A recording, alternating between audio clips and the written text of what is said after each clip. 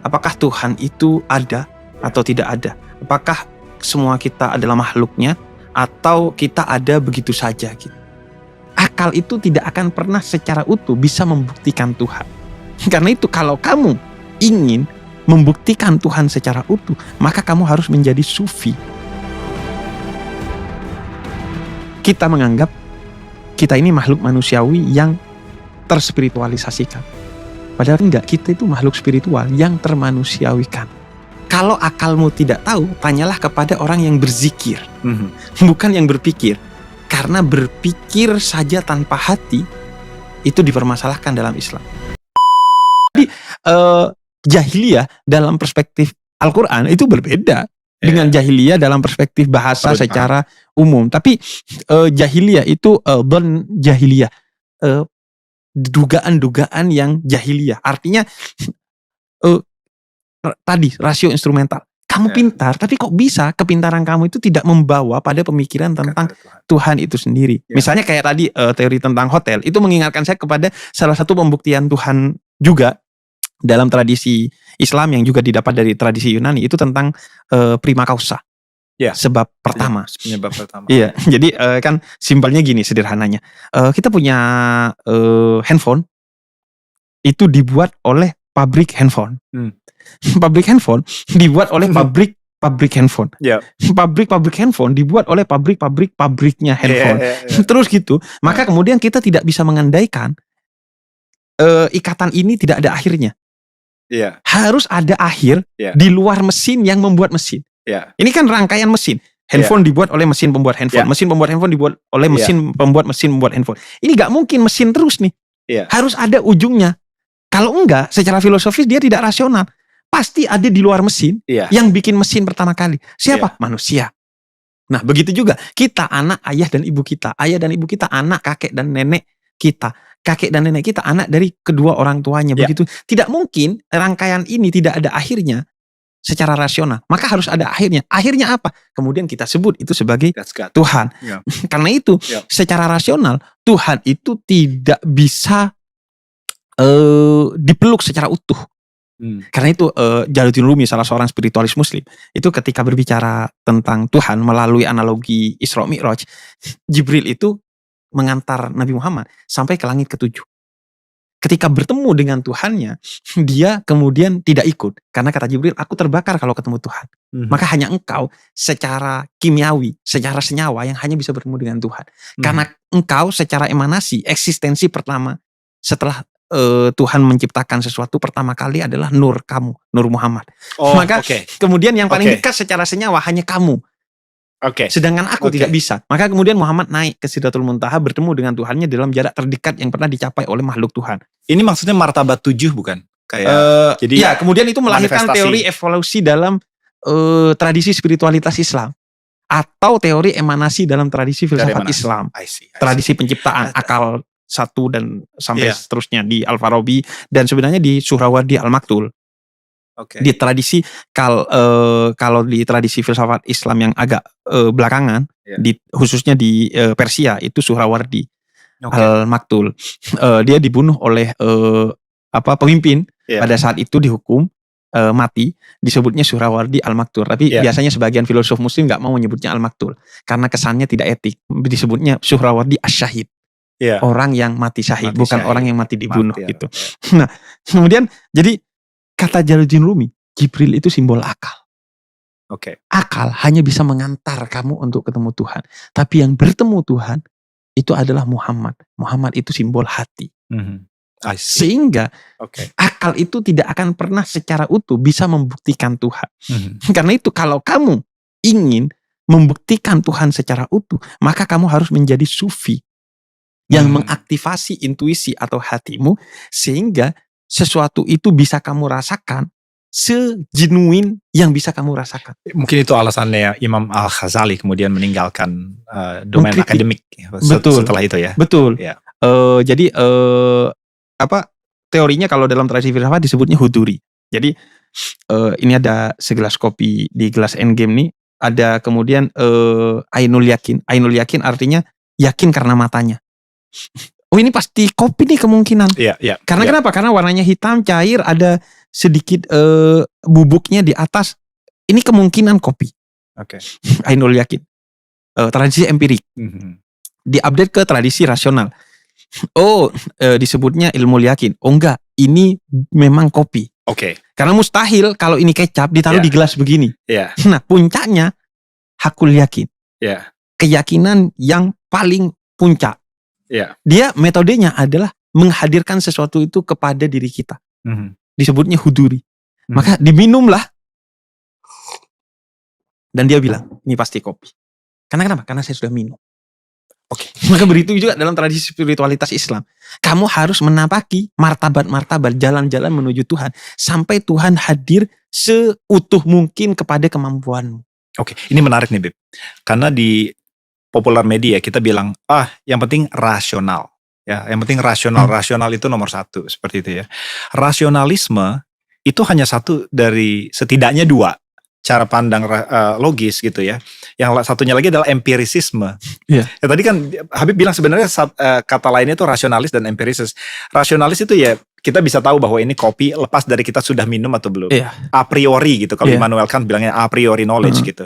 Kemudian David Hume di Inggris itu bilang, kita bisa tahu mana yang benar dan yang salah kalau kita sudah menginderakannya. Empirisisme seperti itu. Tapi kemudian yang ketiga Habib bilang, saya sudah minum, saya sudah merasakan. Itu menurut saya dekat dengan fenomenologi. Betul. Iya kan? Dan ini adalah respectable position dalam filosofi. Dan Islam sudah punya dasar itu. Iya. Cuman sayangnya fenomenologi itu kan cenderung dikembangkan dalam tradisi antropologi. Ya kan? Jadi fenomenologi itu perangkat salah satu yang utama dalam keilmuan antropologi. Misalnya kalau kamu ingin kenal orang Jawa, hiduplah bersama orang Jawa sekian tahun. Gitu.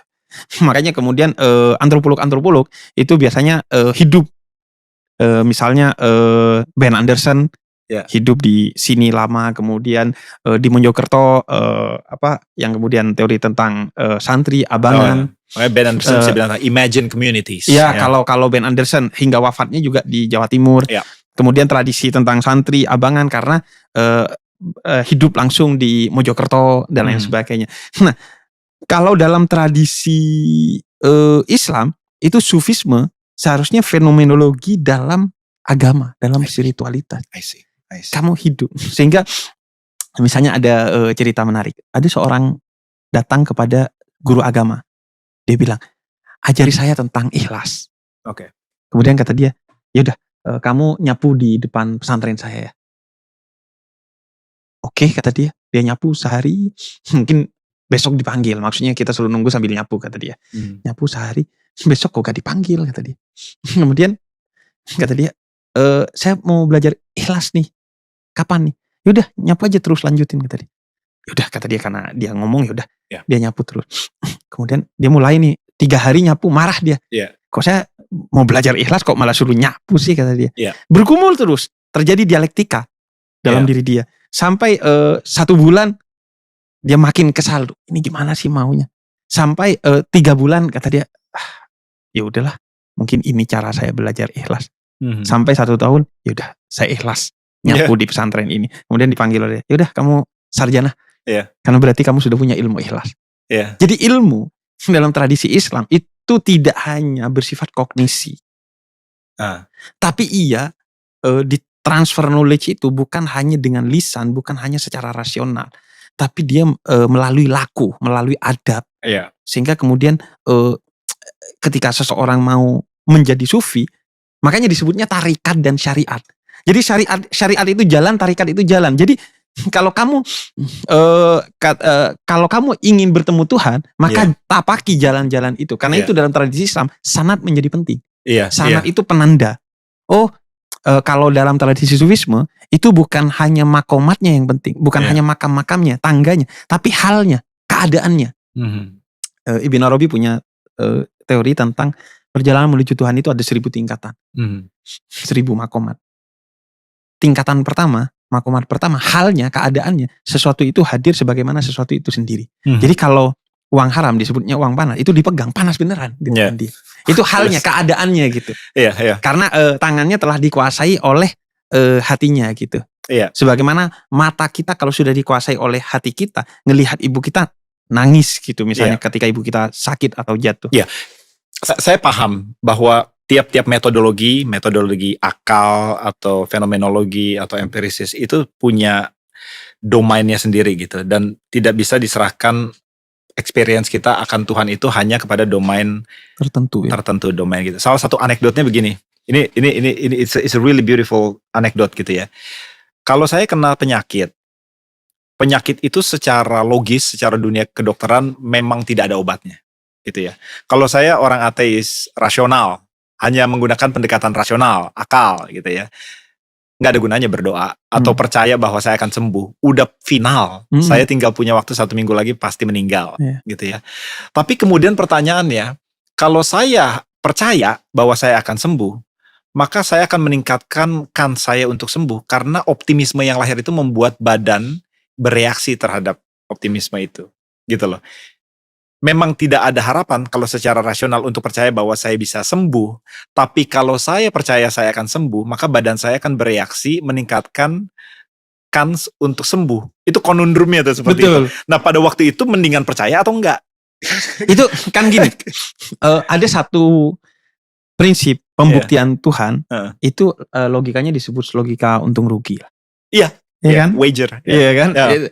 Seandainya saya bilang di pintu ruangan ini ada ditaruh bom, maka apa yang kamu lakukan? Kalau saya, maka saya akan pilih lewat jendela aja, karena di pintu sudah ada bom. Seandainya gak ada bom, saya aman dan saya gak rugi lewat jendela. Seandainya ada bom, saya untung. Jadi logika pragmatis lah. Nah, begitu juga. Seandainya Tuhan tidak menciptakan kita, maka seharusnya kita menciptakan Tuhan, karena Dia membuka kans yang lebih besar untuk kita hidup itu sendiri. Karena itu Tuhan pun tampaknya memahami soal itu, sehingga semua doktrin ketuhanan itu sesuai dengan fitrah manusia, kecenderungan kemanusiaan manusia. Sehingga dikatakan kayak tadi, saya kalau suruh pilih mau naik pesawat dengan pilot ateis atau pilot teis. Kalau saya pilot teis. Karena pilot ateis begitu selesai semua prosedur penyelamatan, tapi dia tidak selamat, ya dia udah diem aja. Tapi kalau pilot yang bertuhan, semua perangkat keselamatan telah dilakukan, dia masih berdoa, dan doa itu bisa jadi kemudian memberikan inspirasi untuk melakukan sesuatu di luar apa yang telah dia pelajari selama ini, dan mungkin akan menyelamatkan dia gitu kan. Maksudnya gini, alasan pragmatis pun juga rasional. Betul. That's the point. Ya. Pascal's wager, Pascal bilang begitu. Kalau saya mati nggak percaya Tuhan, ternyata Tuhan itu nggak ada, tapi selama saya hidup saya percaya ada Tuhan, ya paling saya jadi orang baik dan mati gitu. Iya. Ya kan? Kalau saya ternyata tidak percaya Tuhan dan waktu meninggal ada Tuhan, cilaka. Iya. Kayak gitu kan. Ditambah lagi kalau di Islam, Islam itu agama fitrah. Jadi Islam itu tidak mengacak-ngacak kemanusiaan dan keduniawian kita. Dia hanya memberikan value kepada kemanusiaan dan keduniawian kita. Lu tetap bekerja, lu tetap berolahraga, lu tetap punya hobi. Cuman ditambah semua itu dijalani sebagai ibadah, sehingga kemudian apa yang lu jalani itu punya latar belakang dan tujuan yang positif, sehingga kemudian lebih bernilai. Karena itu saya selalu bilang gini, orang yang bekerja sebagai ibadah dan bekerja tidak sebagai ibadah itu pasti lebih profesional yang bekerja karena Tuhannya. Karena walaupun bosnya gak melihat, CCTV gak ngelihat, dia sadar Tuhannya melihat, sehingga dia akan profesional dalam bekerja. Ya, agama kadang dalam belantika sains itu dibutuhkan untuk moral. Karena itu saya bilang sains itu butuh agama untuk moralitas, dan agama butuh sains untuk kemudian membersihkan agama dari mitos. Apalagi di tradisi Indonesia, khususnya Islam, banyak sekali mitos-mitos yang diatasnamakan agama, sehingga kita butuh sains untuk kemudian membersihkan agama itu dari mitos. Karena kalau enggak, mudah sekali agama itu disusupi oleh virus-virus mitologi. Oke, ini yang menarik seperti ini. Banyak yang bilang, tadi Habib bilang gitu, ya kalau kita percaya sama orang bank yang percaya, kalau kita naruh duit di dalam sebuah bank yang di dalamnya yang punya itu percaya ada Tuhan, pasti duitnya lebih aman. Sounds rational. Tapi kemudian ada yang bilang begini, tapi agama itu adalah penyebab banyak perang dan penderitaan dan kematian banyak orang. Saya sih sebenarnya punya pendapat saya sendiri, bahwa sebenarnya Anda tidak bisa menjudge benar atau salahnya sebuah agama dari banyak tidaknya perang yang dihasilkan oleh agama itu. Memang betul ada beberapa perang antar agama. Tapi yang jarang sekali atau menurut saya sangat sulit untuk dicatat adalah peperangan yang tadinya terjadi jadi tidak terjadi karena disatukan oleh agama. Itu kan nggak bisa dicatat. Iya. Orang nggak terjadi kok. Iya. Gitu kan. Iya. Jadi ini kesalahan orang untuk melihat apa yang disebut Bayesian statistik gitu ya. Agama itu hanya dilihat sebagai penyebab peperangan kalau peperangannya sudah terjadi. Tapi kalau dibalik begini, berapa banyak peperangan yang di zaman jahiliyah harusnya terjadi, jadi tidak terjadi karena disatukan oleh Islam, kan gak dicatat. Betul. Ya kan? Betul. Itu ada kelompok Sufi, yang disebut sebagai Sufi Batak, karena berkembang di tanah Batak. Itu berangkat dari spiritualisme Islam yang disebut dengan tarekat Al-Qadiriyah dan Khalidiyah. Itu yang menyebabkan tidak terjadi perang antar agama di Batak. Karena spiritualisme tarekat itu kemudian membangun toleransi antar khususnya Islam dan Kristen di sana. Kemudian juga kalau kita bicara agama sebagai nilai, tradisi agama apapun itu tidak pernah menginstruksikan perang, tapi menginstruksikan damai. Hanya saja kemudian manusia menghendaki perangkat damai utamanya itu adalah perang. Iya kan? Siapa yang ingin damai maka bersiaplah untuk berperang. Karena itu kata Quran, kamu menyiapkan diri untuk perang itu bukan untuk berperang, tapi agar tidak berperang. Kenapa saya belajar bela diri? Agar saya gak perlu membela diri saya. Jadi orang melihat badan saya dan skill saya, akhirnya wah gak nyari masalah deh gue sama lu. Karena ngelihat pergerakannya cepet banget, ngelihat badannya bagus banget. Jangan cari masalah. Jadi Islam menginstruksikan memanah, berkuda, kemudian bersiap dengan perang agar tidak terjadi peperangan. Karena itu saya bilang, kenapa seharusnya Iran, kemudian beberapa negara Afrika itu diberikan nuklir agar tidak terjadi perang. Deterrence. Perang dingin kan konsepnya begitu. Semua punya nuklir, akhirnya yaudah deh, jangan perang deh. Karena kalau perang kita akan hancur. Jadi makanya kolonialisasi itu terjadi kepada negara pemilik nuklir terhadap negara yang nggak memiliki nuklir, yang tidak berproksi kepada negara pemilik nuklir akhirnya kan. Jadi pada akhirnya agama secara value memang tidak pernah menghendaki peperangan itu sendiri. Justru agama itu dikatakan oleh salah seorang filosof sekaligus pastor Kristen, itu kita menganggap kita ini makhluk manusiawi yang terspiritualisasikan. Padahal kata dia enggak, kita itu makhluk spiritual yang termanusiawikan. Jadi justru pada dasarnya kita ini kalau dalam Islam dibuat dari ruh Tuhan, sehingga penuh dengan cinta kasih dan kedamaian. Sehingga bahkan ketika perintah perang dalam Islam dikatakan kurhun lakum, pasti kamu benci peperangan walaupun kamu benar dan pasti menang. Gak ada orang yang cinta peperangan itu sendiri. Cuman seringkali Buya Hamka itu ketemu dengan seorang yang tidak suka kepada Islam. Dia bilang, "Hei Hamka, saya kemarin ke negara Muslim, itu saya lihat banyak pelacuran di sana." Oh gitu kata Hamka. Kemudian kata Hamka, "Tapi saya kemarin ke Amerika, saya lihat masjid di Amerika itu bagus-bagus sekali." Kemudian kata dia, "Lah, emang kamu ketemu masjid di Amerika?" "Iya, karena menurut saya orang itu akan dipertemukan dengan apa yang dia cari." Saya ke Amerika, negara non-Muslim, tapi saya mencari masjid dan saya ketemu masjid. Kamu ke negara Muslim, mencari keburukan orang Islam, ya ketemunya sama yang buruk-buruk itu sendiri. Nah, seringkali perspektifnya agama dianggap sebagai biang peperangan karena perspektifnya dari awal udah negatif. Nyarinya negatif. Bias terhadap agama. Padahal kalau mau hitung-hitungan, misalnya ya, kita bicara tentang modernisme. Postmodernisme itu kan hadir sebagai kritik terhadap modernisme karena 3 abad modernisme dari abad ke-16 sampai ke-19 itu menyebabkan kehancuran yang sangat besar. Misalnya salah satunya kehancuran ekologis. Itu kehancuran ekologis akibat modernisme itu begitu besar, jauh lebih besar ketika dunia dipegang oleh agama di abad pertengahan, baik itu gereja maupun agama-agama lainnya. Kemudian modernisme itu juga menyebabkan memang mungkin tidak ada perang yang begitu besar. Mungkin ya memang ada perang dunia 1 dan 2 dan kita tidak menafikan itu. Ditambah lagi yang paling mengerikan dari modernisme itu bukan perang. Kadang apa yang kita anggap damai sebenarnya itu peperangan yang tidak kasat mata aja, yaitu kolonialisasi terselubung. Jadi seringkali perdamaian itu tidak real karena kata Gus Dur, tidak ada perdamaian tanpa keadilan. seolah-olah aja damai. Seandainya nih kekuatan kita setara dengan Amerika, Rusia, dan China, apakah kita akan begini mengelola pemerintahan kita? Nggak akan dong. Kita begini berada di proksi superpower itu, baik itu Rusia, China maupun Amerika, ya karena kita tidak berdaya.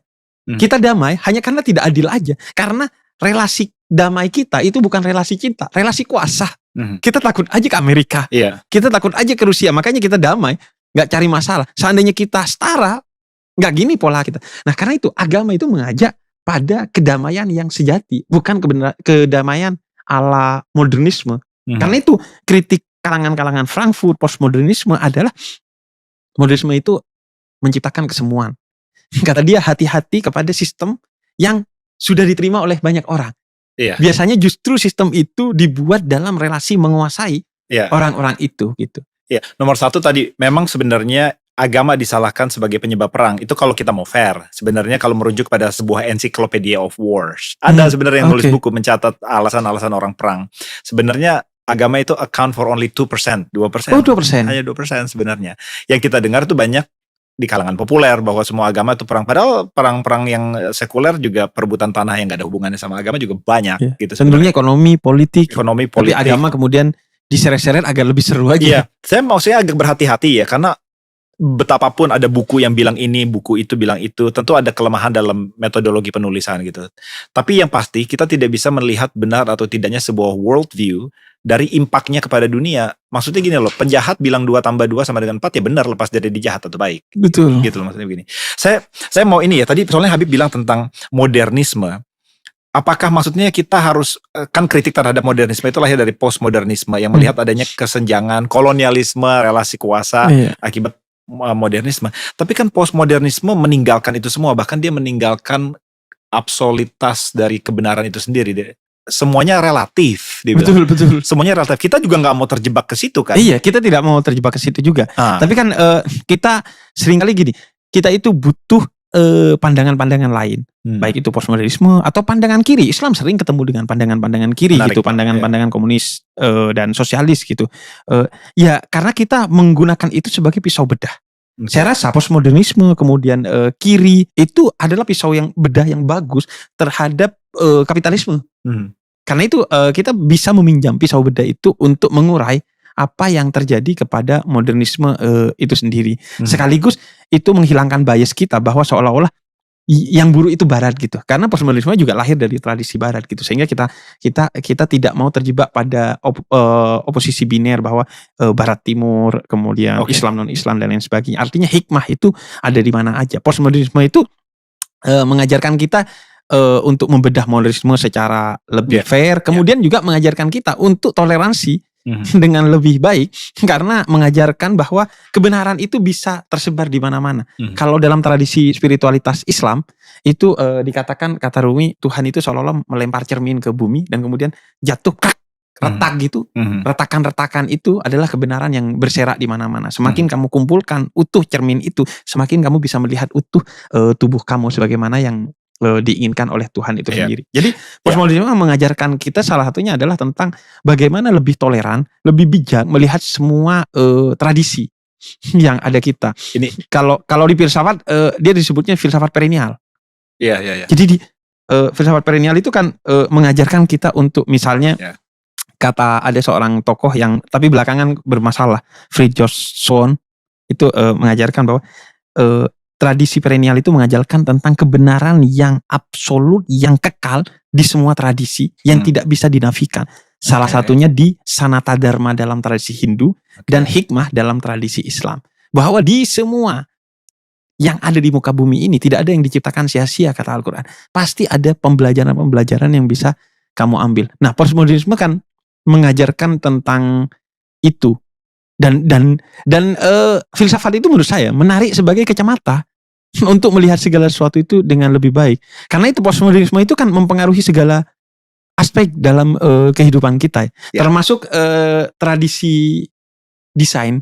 Itu sejak era postmodernisme, desain itu menjadi lebih kaya warnanya karena dianggap warna-warni itu simbol dunia. Bahwa kebenaran itu dianggap relatif. Sehingga belakangan desain itu menjadi identik dengan warna-warna yang colorful dan lain sebagainya.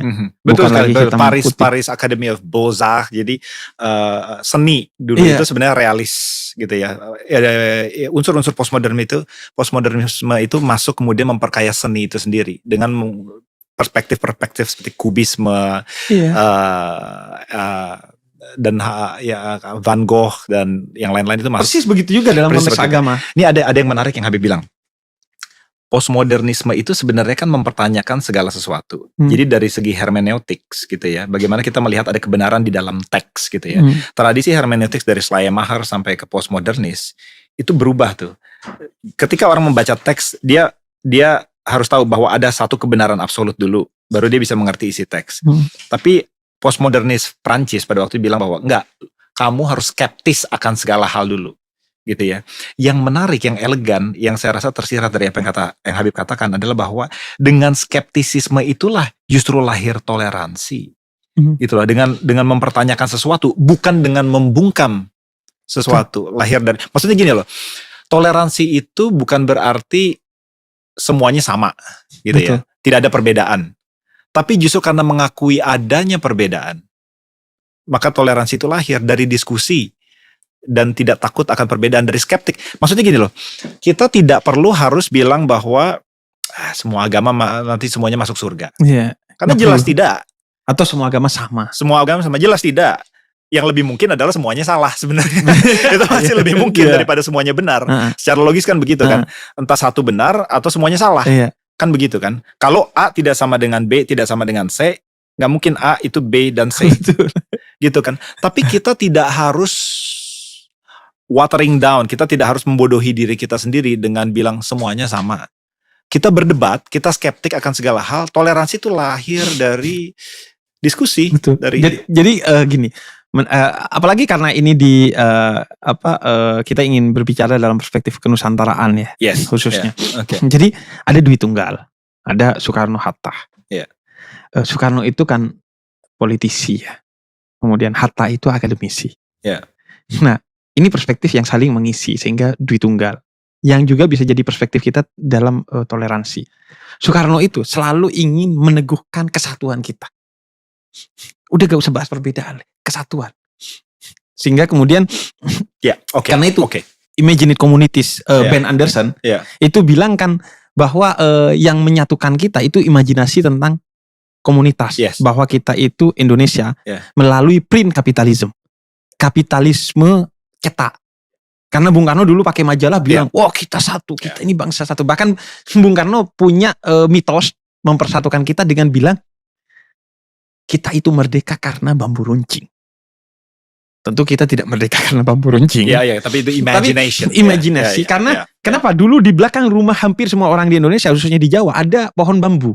Sehingga ketika Bung Karno bilang, kita merdeka karena bambu runcing. Dia lihat ke belakang rumahnya, iya kita semua ini pemilik bambu.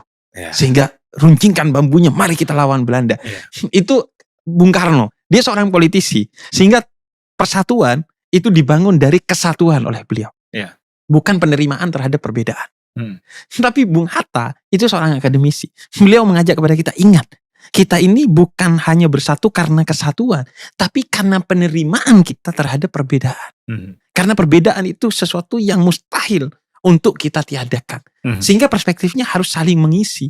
Nah, catatan pada toleransi kita, khususnya di Indonesia selama ini, hanya berorientasi pada titik temu.